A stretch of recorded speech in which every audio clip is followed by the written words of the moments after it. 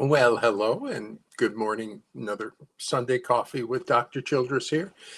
So today I'm going to be discussing the California Board of Psychology and my license, telling everybody what's going on with that.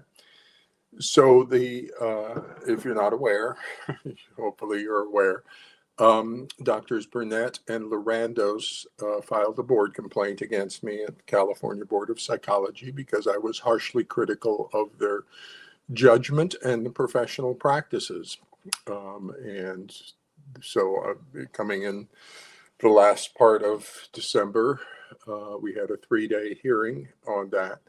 And the California board rendered its verdict. Essentially, they put me on probation for 5 years, but it was secondary to a revocation. They said, we're going to revoke your license and then put you on probation for 5 years because revocation is too harsh a punishment. But the problem is I need to serve that probation in California. I need to be living in California and working with their psychologists down there. And I live in Washington State. So it's most likely going to result in me turning in my license and then working off of hopefully the Washington license. I'll have to tell Washington I'm Washington licensed about the California situation and then work it out with Washington. So that's the basic situation. So the California Board of Psychology determined that my criticism of Doctors Burnett and Lorandos damaged their reputation. So they said revocation of license, but then they made it a 5-year probation, that I had to have practice monitor and some therapy. I have to pay $40,000 repayment, and it must be completed in California. Now, first off, I can't afford $40,000. Okay, I'm living on Social Security and a little bit of court-involved practice here, so that would have been beyond my reach as well. But the practice monitor, I would actually like that. So maybe I can get one out of Washington or something. Because the practice monitor will then get all the information that I have. And then we can figure out what to do about the forensic custody evaluators. And any psychologist who touches me gets a 1.04 and 1.05 relative to everybody else involved in the family courts for violations of competence. So that's the situation right now. I'll be turning in my licensed, I forget what it's called, relinquishing or something like that. So on March 27th, just in a little bit here, I'll be meeting with the probation coordinator. And that was just somebody they gave me to sort of coordinate meeting all the conditions of probation. But that's where I was discussing in email with the situation. The coordinator says, hey, wait, you're in Washington and you don't really use your license. And I said, yeah, you're right. And she said, well, you got to be in California, and if you're not using your license. And I said, yeah, you're right. And that's ultimately where I'm headed. I'm going to just put if I stabilize my Washington license, then I'm going to put it on an active status, because what I'm doing right now, I'm not doing diagnosis or treatment or assessments or anything. I'm doing second opinion review of the forensic custody evaluations. So I can do that without a license. I just look and talk about that in a second because I'm using AI on that. So so here's the situation. I'm going to surrender my California license and then notify the Washington license about what happened in California, and then talk with Washington about what they want to do with my Washington license, and we'll see what's up with that. So the goal, though, in all of this, my goal was to document the regulatory capture. The regulatory capture is Stiegler, and institutional trauma, institutional betrayal trauma is Freud. And that's the situation that we've got. Now, I realized, take a second on this, because I realized we had the regulatory capture and institutional betrayal back in 2010. And I'm a clinical psychologist. I'm not a forensic custody evaluator. And I saw the inverted systems. I saw that you were being held captured by the forensic custody evaluators who were simply ignorant like a rock and financially exploiting you. And then you got the self-proclaimed PAS experts in the courts claiming they're discovering a new form of pathology when it's actually in the DSM-5 and has been all the time. And that's an interesting thing. So what I did in this situation when I have the California Board of Psychology, I've been documenting all the institutions into the record for ultimately, I think, a class action lawsuit. So I had the petition to the APA in 2018. I had a AFCC presentation with some sides on competence in 2017. And then in 2025, I took a course from 6 forensic custody evaluators, activated my 1.04 and 1.05 obligations regarding unethical practice by other psychologists. So I notified the 6 psychologists, and that's an exhibit. That's up there. You can go see that. They responded. That's an exhibit. You can go see that. And then that activated 1.05, and I notified the APA Ethics Committee. So I've notified the APA Ethics Committee twice about what's going on in the family courts. Then I notified the board of directors of the AFCC, an appropriate institutional authority. So I've notified the AFCC twice, once 2017 at the National Convention, once 2025 relative to this course. And the APA Ethics Committee said, we don't review until after a licensing board did. So I filed 6 licensing board complaints against the 6 top forensic custody evaluators. Now, with the board hearing in December, my goal was to document what's going on in the family courts into the record. Because I can't discharge my duty to protect until somebody accepts my duty to protect. But what I'm looking at is the regulatory capture and institutional betrayal. And so what I'm doing is I'm documenting them into the class action lawsuit. I have now told, and it's on record, the California Board of Psychology what's happening in the family courts. And there's all my exhibits and my testimony.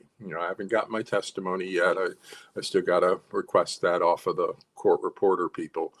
If anybody knows or can get that for me, thank you so much. Just email it over. Otherwise, I'll get to it at some point, getting the transcripts. Because I have the third day, I did all the testimony, and that's my exhibits and my testimony discharged my duty to protect.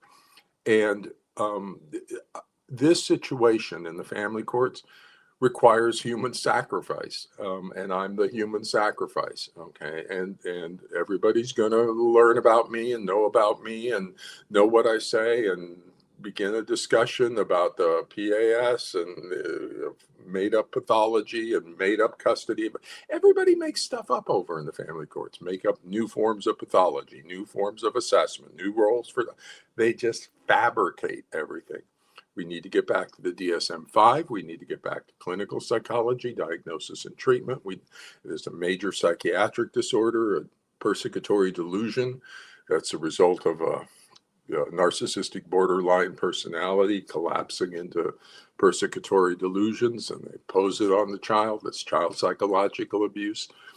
And over the last 40 years, the AI is estimating we have between 300,000 and 1.5 million undiagnosed child abuse cases in the last 40 years that are now adult children, and the parents have lost their kids and stuff. So it's a major scandal.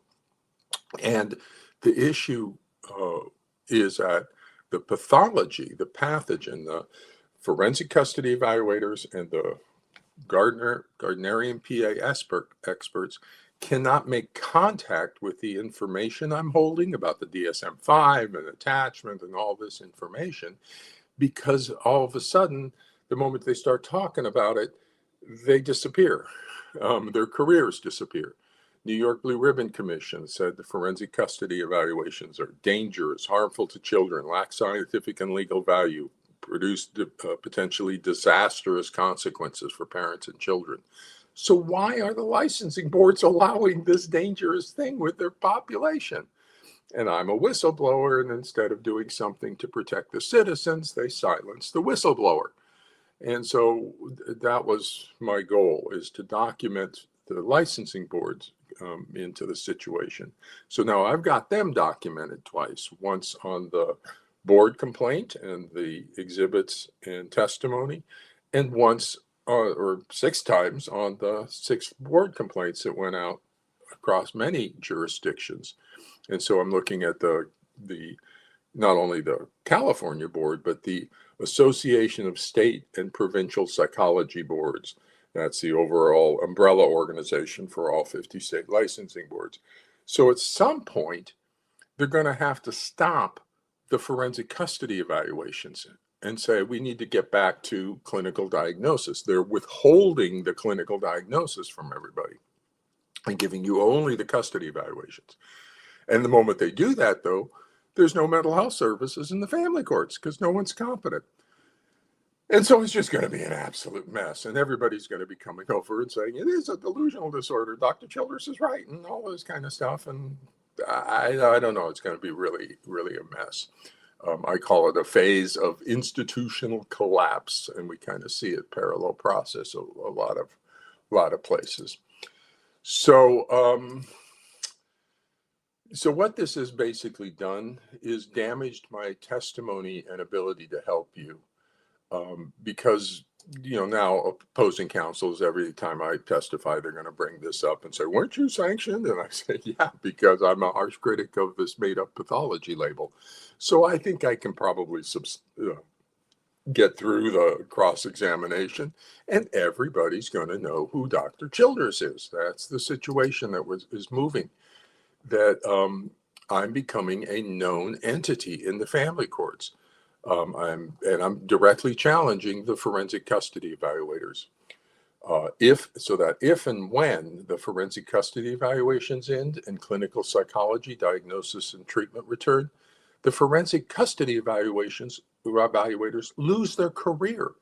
They're gone because that's the only thing they do. They're not competent in attachment, delusions, and they've misdiagnosed the pathology this whole time doing this dangerous thing. And so there is a major conflict of interest. They don't want to end their careers, these custody evaluators. But the moment we stop what they're doing because it's bad, dangerous, harmful to children, lack scientific and legal value, they lose their careers. And so that's an interesting situation. And they can't talk about it because the moment they start talking about it, should we stop for custody? Yes. And then all of a sudden they lose their careers and the pathology hides. And that's how it's major defense. It hides from view. Well, you cannot hide from view when Dr. Childress is giving you the information.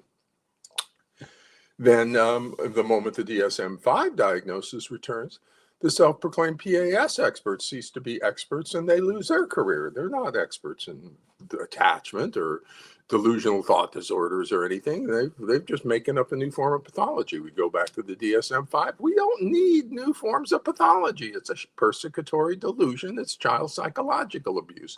Apply the DSM-5. And so I'm going to be dealing with that going forward. In addition, what I'm doing right now is I'm in the middle of a 7-day course from the AFCC on parenting plan assessments or parenting plan evaluations, forensic custody evaluations. So for 7 days, they've got seminars, excuse me, in forensic custody evaluations, parenting plan evaluation. And I'm getting all the slides, I'm looking through them, and there's problems.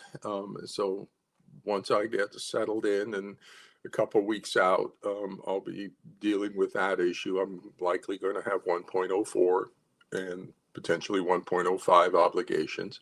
So I'll be notifying the instructors, probably notifying the AFCC about the issues in the course. I'm putting together a catalog of concerns. Now, that catalog of concerns is interesting. It's my standard thing, my standard list of issues, about 20 of them, that when I do reviews on stuff, when I was personally doing reviews, it made it a whole lot easier to go through line by line and just cite to numbers rather than having to explain it every time. I just say number 4, differential diagnosis, number 7, bias, and then I would have a catalog that explained them all. Well, I'm going to be publishing that catalog up on Amazon. That's the nice part about owning a publishing house. I just reactivated, Avalon Publishing as a imprint. And so I'll be publishing up to Amazon the catalog of concern. You can look at it if you want. You can look at it relative to the custody evaluations you get or those sorts of things. But it's directed more into the professional community. This is the problems with it. 20 concerns related to a lot of stuff. And so you'll get to see that as well. And so I'm headed directly into the custody evaluators. The self-proclaimed PAS experts, they're kind of like a sideshow. That it was just they're, in my opinion, trying to hold on to their place in the family courts, but as soon as they're going to be known, everything's going to be known. The archetype that's guiding everything right now, in my view, is the mirror, to reveal that which is hidden. So it's going to reveal the custody evaluators, the PAS experts, the institutional capture, institutional betrayal trauma. Everything is just going to show up. The undiagnosed child abuse and everything. It's time, and I am the focal point of doing that. The other thing, look at me, old guy here. I know I'm going to be leaving the planet soon. I'm not entering a career. I'm exiting life. And this is going to carry on for a period of time after me as well, as people start to engage the information. But that's up to you at this point. I've given you everything. I've told you what it is. I've told you how to diagnose it. I've, sacrificed my license in order to make it public. And so I can't do any more for you. I've discharged my duty to protect to the licensing boards. Now, if they're not protecting you, it's up to you to get the licensing boards to protect you from incompetent, unethical, ignorant, dangerous, harmful professional practices in the family courts. Here's the diagnosis, differential diagnosis. Tell everybody, there it is. I just need yes, no answers. Is a targeted parent abusing the child in some way, thereby creating the child's authentic attachment pathology? That's path A on the analysis. Or path B is the allied parent is abusive. Is the allied parent psychologically abusing the child by creating a shared persecutory delusion and false factitious attachment pathology? That's a yes-no question. We need to get those answered. Yes or no. Please, somebody answer the questions. That's what the court needs the answer to. That's what the parents need the answer to. That's what the targeted parent wants answers to these questions. So the mental health people in the family courts, the forensic psychologists in the family, need to answer these questions for the courts, for the parents, for the child, for everybody. If it's no, it's no. But if it's yes, it's child psychological abuse. And so the next more specific set of questions is whether it's a persecutory delusion. Yes, no. Does the allied parent have a persecutory delusion? Is it a factitious attachment pathology, factitious disorder imposed on another? Yes, no.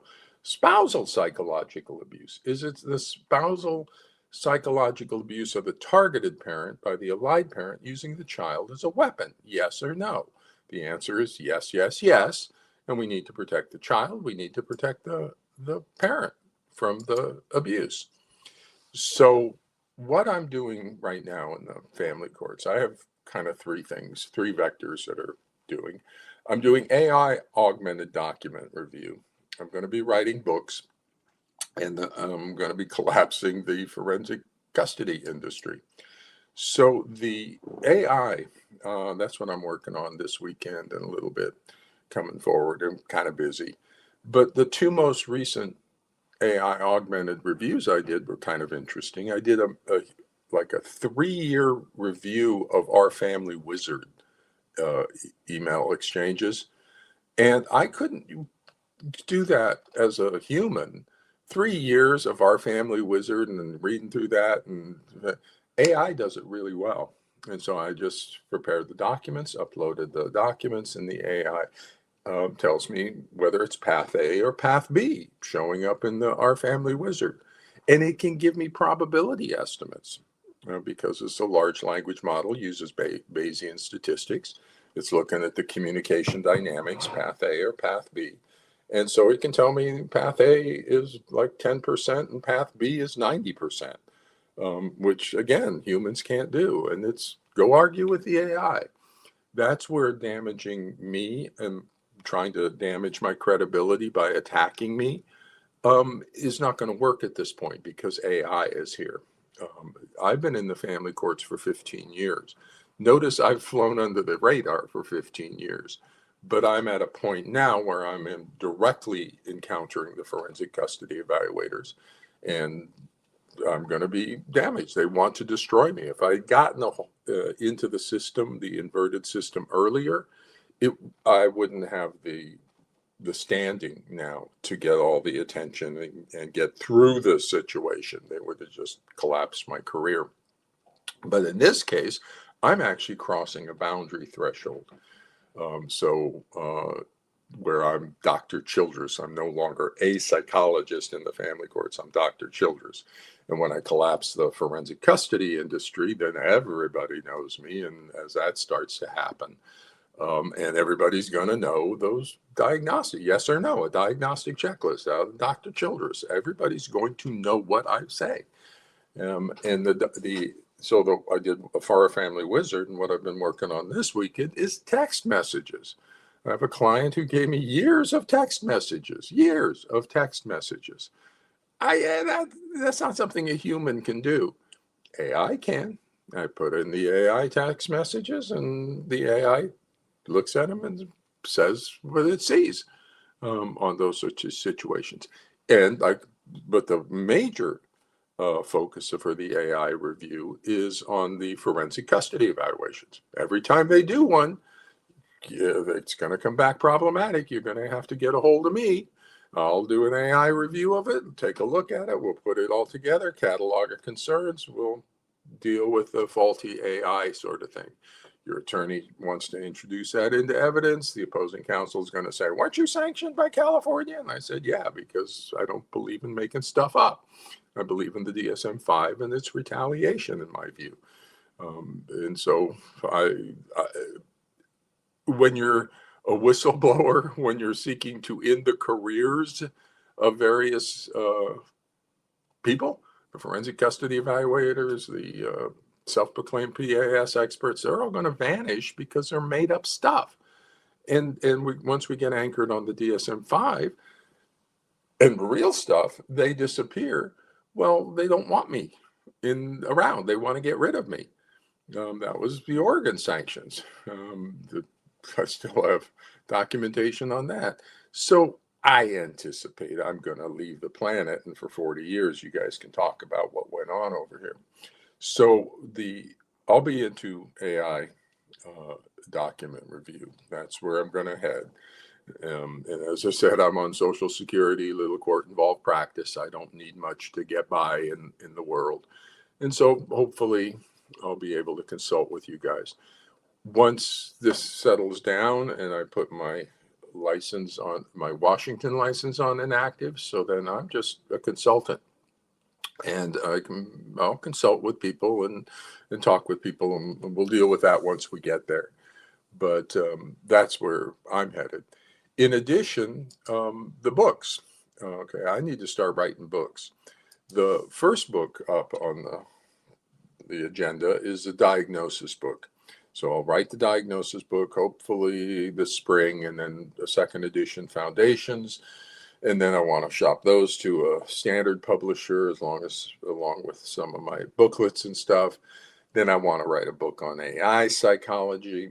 And then I want to write a book on my experiences in the family court, A Doctor in Wonderland, the adventures of a clinical psychologist in the family courts. So I'll be writing about all of that, but I have to give up my license or put them both on inactive and stop being a licensed psychologist so I can speak fully. Elizabeth Dreiser put in a wonderful amicus brief that wasn't accepted by the board, but it's a wonderful amicus brief about free speech and the ability to criticize people, because I can't criticize a forensic custody I can't criticize the self-proclaimed PAS experts now because I don't want to damage their reputation, because that's apparently not allowed to damage their reputation. So, all right, I won't, but everybody's going to know. It's pretty obvious what the situation is, so I'll let everybody else figure that one out. And then I'd collapse the forensic custody evaluation industry. The moment that stops, everything just changes, and it just becomes chaos and all sorts of things.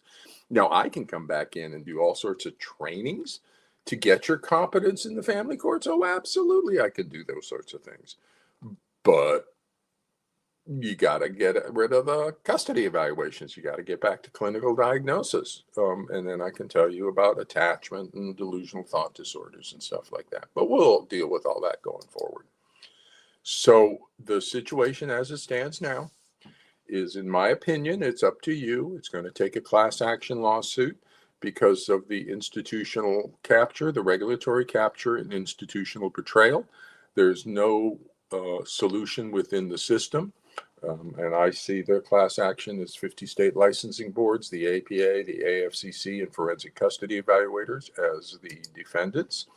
And then my documentation all goes into this sort of situation. They know they're just not protecting the children and the parents. They're protecting the psychologists who are ignorant, incompetent, unethical, but that they're captured the system. They're the ones in charge. It's Stigler regulatory capture, that when you get a regulatory agency, it gets controlled or captured by the industry. It's supposed to regulate, and that's just happens in all regulation kind of stuff. So that's going to be a problem with regulating AI. If you try to regulate AI, the AI developers are simply going to capture the regulatory agency and write their own regulations for the agency or for the developers. And so that's the standard thing that we know about Stigler and regulatory capture. Freud, institutional betrayal. In institutional betrayal trauma, we have hundreds of thousands of now adult children and their parents who are suffering from institutional betrayal trauma and traumatic grief. And we got to get stuff back out to them.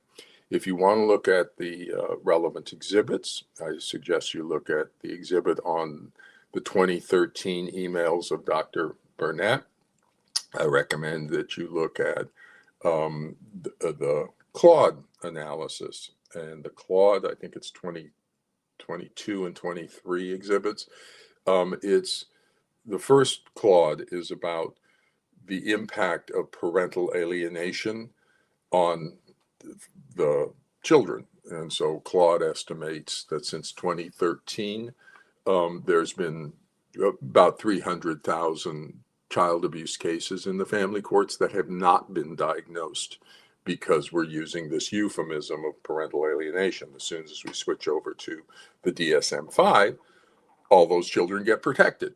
And so we've lost 300,000 children to child abuse since 2013 by not switching. When the DSM-5 came out in 2013, we didn't switch. We didn't apply the DSM-5.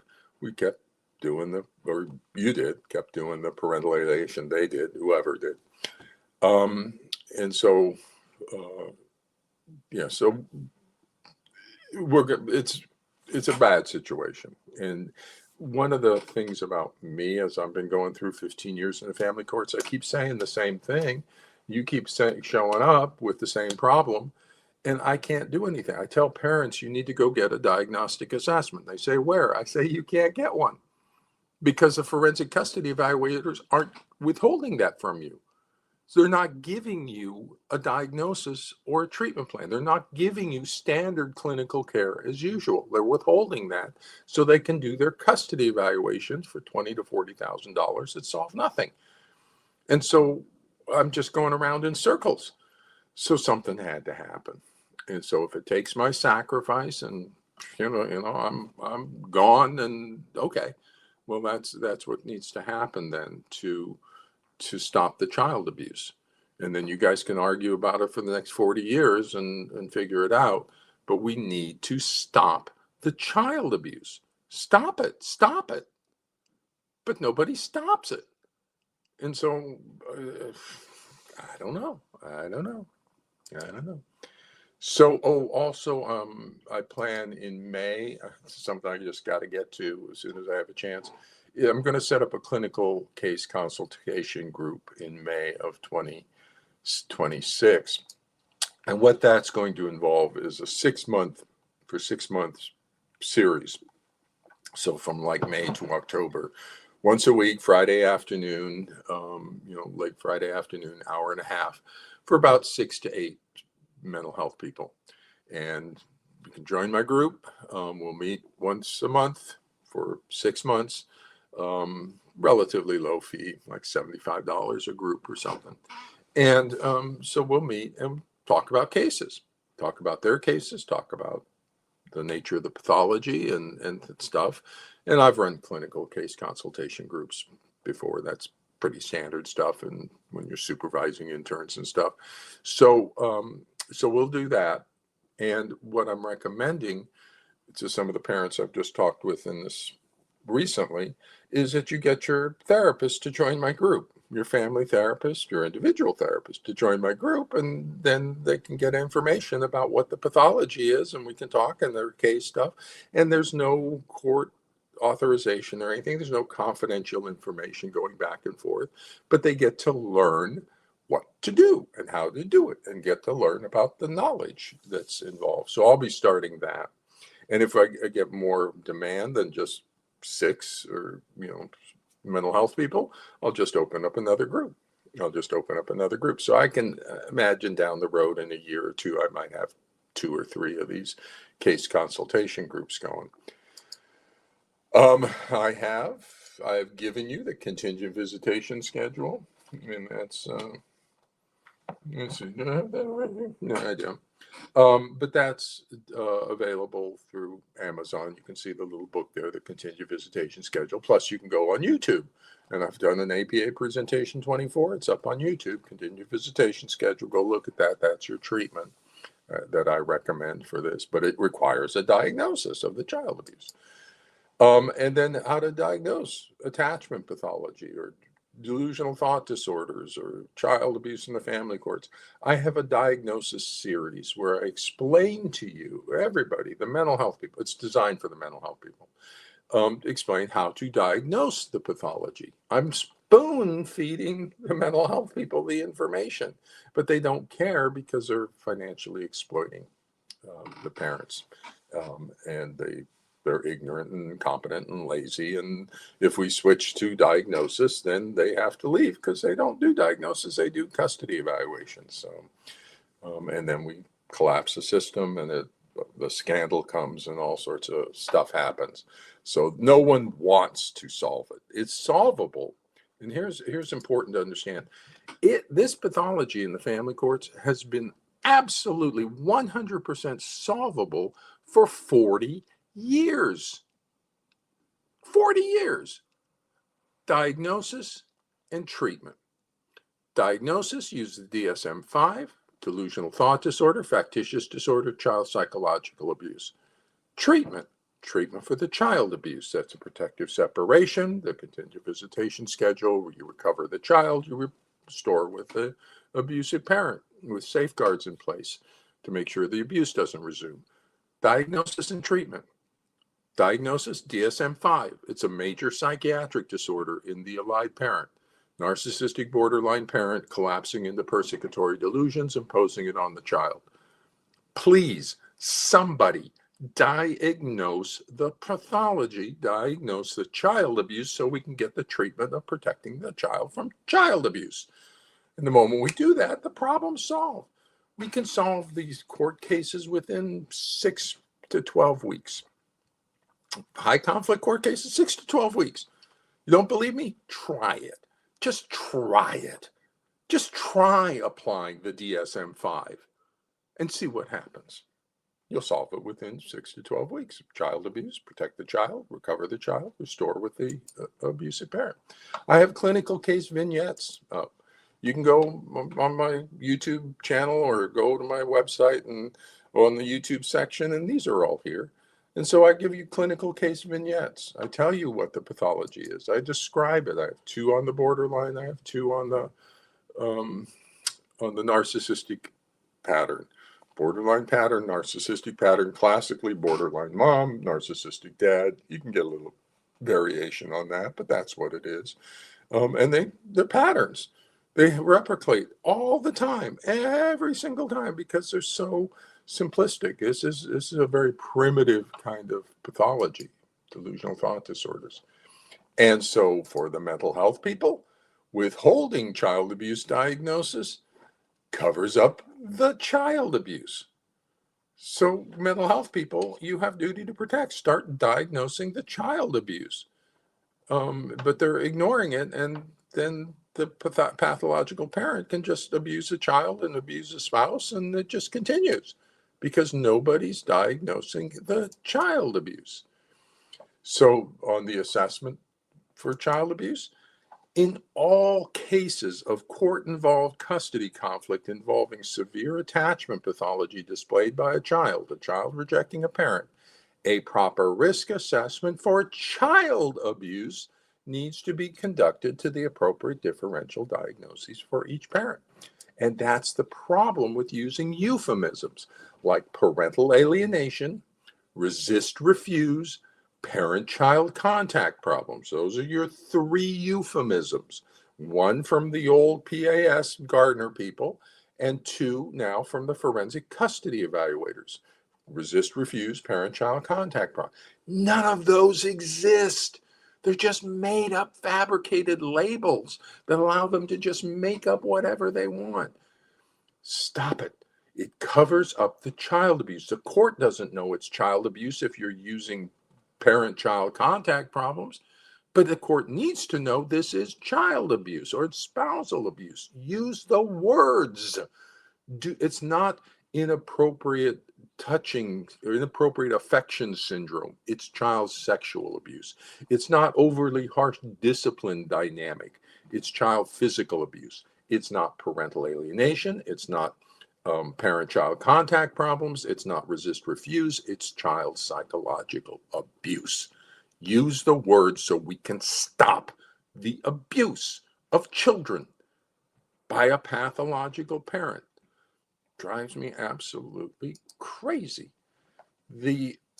Everybody else, this is going back to the class action lawsuit, everyone else in healthcare, medical healthcare, psychological healthcare, everyone else gets diagnosis and treatment. Cancer, ADHD, autism, diabetes, whatever it is, okay, eating disorders. Everybody else in healthcare gets a diagnosis and treatment. In the family courts, you parents and your children get a forensic custody evaluation that withholds the child abuse diagnosis from the court's understanding, from you and your attorney to be able to advocate for child protection, and prevents the intervention and resolution of the child abuse. And when you withhold the child abuse diagnosis, that's collusion with the child abuse. Withholding the spousal abuse diagnosis is collusion with the spousal abuse. It needs to stop. The mental health people need to be competent. They need to apply the established knowledge, standard 2.04, and they need to diagnose the child abuse so we can protect the child. So that's the situation. The pathology in the family courts is child psychological abuse. It's not these other made up pathology labels. So if it takes my sacrifice of my career and me and everything, well, then that's what it's gonna. I'll sacrifice that because the child abuse needs to stop. I've been here 15 years building my standing to reach this point so that when I do sacrifice myself, that it has impact. This is institutional betrayal. This is regulatory capture. Stigler and Freud, textbook cases, textbook. And all the documentation is in place. I can give you no more on that. I'm going to collapse into my AI. I'll be reviewing your forensic custody evaluators. You can pay them, $40,000, and you can come and pay me a little surcharge, and I'll do a review of their custody evaluation. And so I'll be joining the exploitation system. You pay them, then you have to come pay me to get a correction on them because they are ignorant, incompetent, and unethical.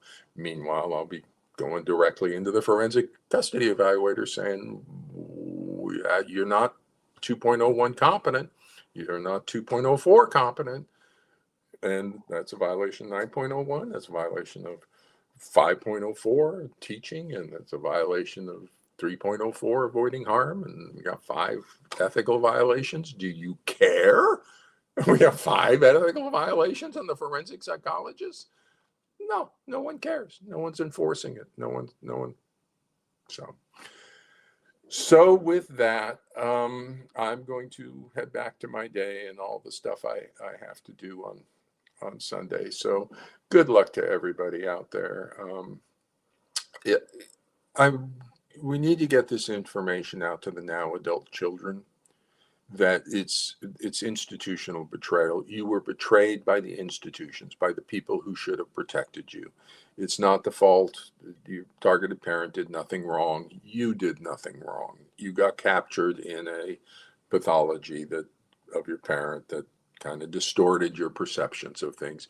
It's not even your allied parents' fault because they're damaged. They had trauma in their childhood that distorted how they are. Everybody's a victim except the psychologists. They're the perpetrators. And so the ones who should protect and don't, the betrayers. And that's what we're looking at, the betrayers. And, if you think the PAS experts are allies of yours, I'll let you kind of evaluate that situation based on actions. So with that, good luck to everybody out there, and hopefully we get this stopped. And it can stop today. It can today, 40 years ago. The solution is here now. Just diagnose and treat the pathology, and I've explained everything. So with that, goodbye, everybody, and take care. I'll talk to you next week about something.